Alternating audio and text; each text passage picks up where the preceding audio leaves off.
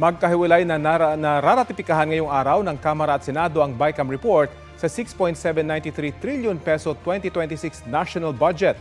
At para walang duda sa paggastos, magkakaroon din daw ng transparency portal para sa proyekto ng mga ahensya. Balitang hatid ni Jonathan Andal.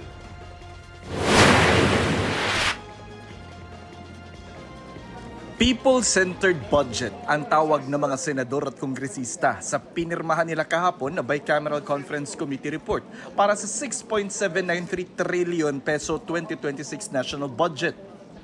Ang gusto po naming itawag dito sa budget na ito ay isang people-centered budget.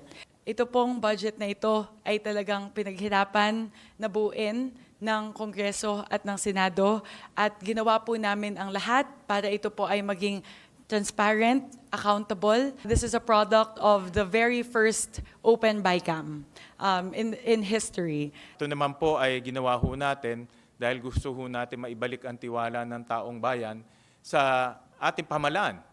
Mamayang hapon, raratipikahan na ng hiwalay ng Kamara at Senado ang BICAM report ng budget para maging General Appropriations Bill na ipapadala rin daw agad mamaya kay Pangulong Bongbong Marcos para pirmahan o di kaya i-veto kung may hindi aaprubahan. Confident naman kami na walang mabivito dito dahil very close yung aming coordination sa executive at very close yung coordination namin sa mga ehensya. Wala pong pork barrel sa 2026 budget.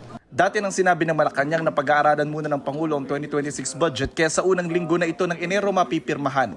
Isa sa mga pagbabago sa 2026 budget ay ang pagbabawal na sa mga politiko na makialam sa pamimigay ng ayuda ng gobyerno. Lahat po ng types, AX, MAIP, tupad, covered na po yun. Mayroon pong prohibition sa political involvement. Hindi rin sila pwedeng maglagay ng mga tarpaulin or paraphernalia during the distribution. Para iwas korupsyon naman at para madaling bantayan ang paggastos sa kaban ng bayan, iniutos na ngayon sa 2026 budget na magkaroon ng mga ahensya ng transparency portal.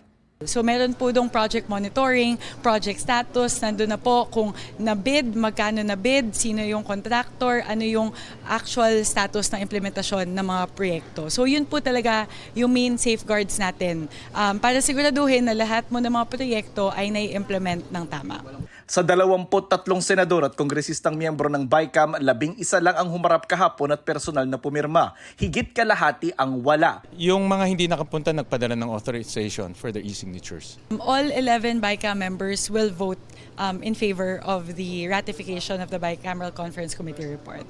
Naka-official business po sila sa ngayon. Nilinaw naman ni Swansing na hindi ni-impluwensyahan ng liderato ng Kamara ang mga kongresista para bumoto sa 2026 budget.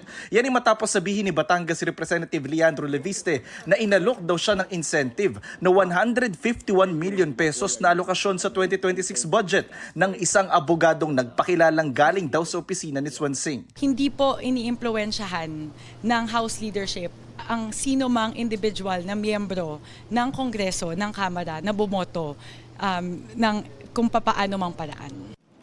Jonathan Andal, nagbabalita para sa GMA Integrated News.